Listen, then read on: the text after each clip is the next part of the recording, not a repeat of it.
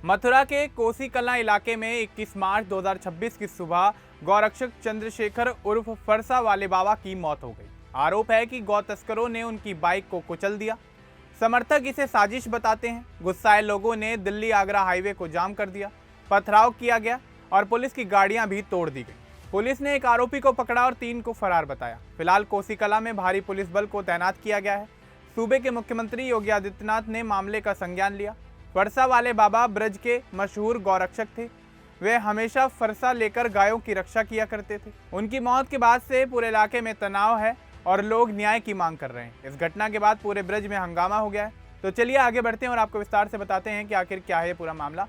लेकिन उससे पहले बात कर लेते हैं फरसा वाले बाबा को लेकर। आपको बता दें कि फरसा वाले बाबा का पूरा नाम चंद्रशेखर सिंह था। वे फिरोजाबाद जिले के सिरसागंज तहसील के गाँव नगला गोपाल या नगला भोपाल के रहने वाले थे। उनका परिवार एक सामान्य किसान परिवार था। बचपन से ही उन्हें वैराग्य का भाव था। अलग अलग खबरों में कहा गया है कि उन्होंने 8 साल, 10 साल या 11 साल की उम्र में ही अपने घर को छोड़ दिया था। माता पिता की मौत के बाद या घर के मोह को त्याग कर वे साधु बन गए। उन्होंने संन्यास ले लिया और उन्होंने गेरुए कपड़े पहनना शुरू कर दिया। शिक्षा की कोई खास जानकारी मिली नहीं, क्योंकि उन्होंने छोटी सी उम्र में ही घर का त्याग कर दिया था। घर छोड़ने के बाद चंद्रशेखर अयोध्या चले गए। वहाँ उन्होंने करीब 20 साल गुजारे। साल 1992 के दौरान वे राम मंदिर आंदोलन में सक्रिय रहे। उस समय उनके पैर में गोली लग गई थी। अयोध्या में उनके बड़े भाई केशव सिंह रहते हैं। भाई केशव सिंह के 4 बेटे, 4 बहुएं, 7 पोते और 6 पोतियां हैं। अपने परिवार में चंद्रशेखर सबसे छोटे भाई थे। परिवार कई बार उन्हें घर ले जाने की कोशिश करता रहा, लेकिन वे नहीं माने। अयोध्या के बाद वे मथुरा आ गए। यहाँ उन्होंने अपना संपूर्ण जीवन गौरक्षा को समर्पित कर दिया। मथुरा में वे बरसाना के पास आजनौख गाँव में बस गए।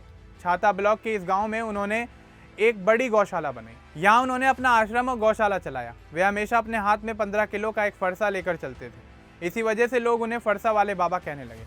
फरसा उनके लिए गौरक्षा का प्रतीक बन गया। वे रात के 10 बजे से सुबह 5 बजे तक हाईवे पर गश्त लगाते थे। संदिग्ध ट्रकों को रोककर जांच किया करते थे। आवारा गायों को बचाते थे और अपनी गौशाला में ले जाते थे। मृत गायों का चंदन, चुनरी, तुलसी से शास्त्रीय विधि से अंतिम संस्कार किया करते थे। उन्होंने करीब 200 युवकों की एक टीम बनाई हुई थी। यह टीम एक फ़ोन कॉल पर निकल पड़ती थी और गौ तस्करी रोकने में लोगों की मदद किया करती थी। ब्रज क्षेत्र में उनकी काफ़ी लोकप्रियता थी। लोग उन्हें निडर संत और गौरक्षक कहते थे। उन्होंने हजारों गायों को तस्करी के चंगुल से बचाया था।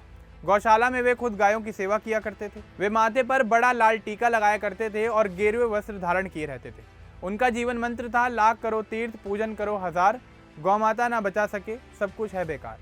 वे हिंदू संगठनों से भी जुड़े रहे, गौरक्षा दल चलाते थे। उनकी जिंदगी में कई बार ट्रकों की जांच के दौरान छोटे मोटे विवाद होते रहे, लेकिन वे कभी नहीं रुके। गौरक्षा को उन्होंने अपना धर्म माना। कोई बड़ा व्यक्तिगत विवाद उनकी जिंदगी में सामने नहीं आया। वे शादी नहीं कर पाए। पूरा जीवन सन्यासी की तरह ही उन्होंने बिताया। आजनौक गौशाला में रहकर गायों की रक्षा करते रहे। ब्रज के लोग उन्हें प्रखर गौरक्षक मानते थे। तो चलिए आगे बढ़ते हैं और इस मामले पर विस्तार से चर्चा कर लेते हैं। 20 मार्च 2026 की रात उन्हें गौ तस्करी की सूचना मिली। 21 मार्च 2026 की सुबह करीब 4 बजे वे अपने 2 साथियों के साथ बाइक पर निकले। कोसी कला थाना के कोटवन चौकी क्षेत्र के नवीपुर गांव के पास एक कंटेनर रोका गया। आरोप है कि गौ तस्करों ने जानबूझकर उनकी बाइक को कुचल दिया। समर्थक कहते हैं कि यह सोची समझी हत्या थी, लेकिन पुलिस ने इस मामले को लेकर अलग बयान दिया। पुलिस के मुताबिक घना कोहरा था। बाबा ने एक कंटेनर को रोका जो नागालैंड का था। उसमें किराने का सामान था, जैसे साबुन, फिनाइल या शैम्पू। गौवंश नहीं था। पीछे से राजस्थान का ट्रक आया जिसमें तारें लदी हुई थी। ट्रक ने टक्कर मारी और टक्कर ऐसी थी कि बाबा की मौके पर ही मौत हो गई। ट्रक ड्राइवर खुर्शीद घायल हुआ और आगरा में इलाज के दौरान उसकी भी मौत हो गई। वह अलवर का रहने वाला था। पुलिस ने इस घटना को सड़क हादसा बताया और मामले की छानबीन में पुलिस को गौ तस्करी का कोई सबूत नहीं मिला। उसके बाद इलाके में लोगों का गुस्सा फूट पड़ा। समर्थकों और स्थानीय लोगों ने दिल्ली आगरा हाईवे पर जाम लगा दिया। बाबा का शव सड़क पर रख दिया। पथराव शुरू हो गया।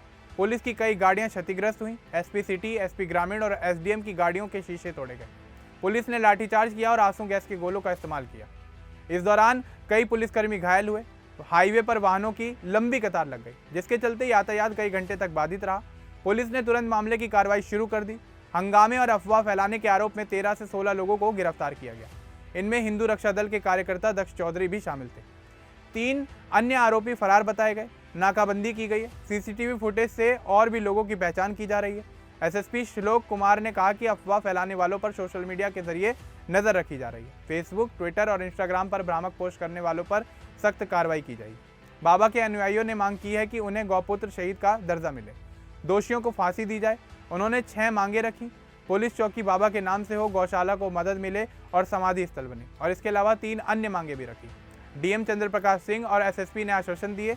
इसके बाद बाबा का अंतिम संस्कार गौशाला में ही भारी सुरक्षा के बीच किया गया। हजारों लोग बाबा की अंतिम यात्रा में शामिल हुए। लोग रोते हुए बाबा को विदाई दे रहे थे। गांव में शोक की लहर दौड़ पड़ी। इस घटना पर कई राजनेताओं ने अपनी प्रतिक्रिया दी। शंकराचार्य अभिमुक्तेश्वरानंद ने इस मामले को लेकर योगी सरकार पर जोरदार निशाना साधते हुए कहा कि यूपी में गौरक्षक सुरक्षित नहीं है। सपा प्रमुख अखिलेश यादव ने बीजेपी पर जोरदार निशाना साधकर कहा कि पुलिस बीजेपी के लिए काम कर रही है। पूर्व मंत्री सुनील भराला ने साजिश की आशंका जताई। जांच के बाद सच्चाई सामने आएगी। सूबे के मुख्यमंत्री योगी आदित्यनाथ ने अधिकारियों को कड़ा एक्शन लेने के निर्देश दे दिए। 21 मार्च 2026 को शाम तक हाईवे खोल दिया गया। हालात सामान्य होने लगे, लेकिन संत समाज में नाराजगी बरकरार रही। 22 मार्च 2026 को चित्रगुप्त पीठाधीश्वर स्वामी सच्चिदानंद महाराज ने वृंदावन में संतों की बैठक बुलाई। 11 बजे बैठक शुरू हुई, जहां गौरक्षकों पर कार्रवाई और आंदोलन की रणनीति बनाई गई। संतों ने कहा कि हर बूंद का हिसाब लिया जाएगा। 22 मार्च 2026 तक पुलिस ने और गिरफ्तारियां की। उपद्रवियों पर सख्त धाराएं लगाई गई। मामले की जांच हर पहलू से की जा रही है। पुलिस का कहना है कि कोई भी निर्दोष नहीं फंसेगा, लेकिन समर्थक अभी भी हत्या का आरोप लगा रहे हैं। गौशाला में बाबा की समाधि बनाई जा रही है। लोग कैंडल मार्च निकाल रहे हैं। फिरोजाबाद के गांव में भी लोगों द्वारा फरसा वाले बाबा को श्रद्धांजलि दी जा रही है। बाबा का जीवन गौमाता की सेवा में बीता। उन्होंने कभी अपनी सुरक्षा की परवाह ही नहीं की। हाईवे पर रात दिन ड्यूटी देते रहे। उनकी टीम आज भी सक्रिय है, लेकिन उनकी मौत ने ब्रज में कई सवाल खड़े कर दिए हैं कि क्या गौरक्षक सुरक्षित हैं? पुलिस कहती है हादसा था। समर्थक कहते हैं कि एक साजिश है। जांच पूरी होने पर सच्चाई सामने आ जाएगी। फिलहाल इलाका शांत है, लेकिन लोगों के दिलों में फरसा वाले बाबा की यादें बाकी। बाबा की गौशाला चलती रहेगी। उनके अनुयायी उनकी राह पर चलने का संकल्प ले रहे हैं। यह पूरा मामला 21 मार्च की सुबह शुरू हुआ और 22 मार्च तक इस मामले की जांच जारी है और पुलिस कार्रवाई करते हुए आरोपियों की गिरफ्तारी कर रही है। अब फरसा वाले बाबा की मौत पर पूरा ब्रज उबल रहा है। लोग न्याय चाहते हैं। पुलिस निष्पक्ष जांच का वादा कर रही है। यह घटनाक्रम मथुरा की सियासत और समाज को प्रभावित कर रहा है। अब इस पूरे मामले को लेकर, फरसा वाले बाबा को लेकर और उनकी इस हत्या को लेकर आपका क्या कुछ कहना है, हमें कमेंट बॉक्स में जरूर बताएं। बाकी इस तरह की और अपडेट्स के लिए हमारे चैनल को सब्सक्राइब करना ना भूलें। धन्यवाद।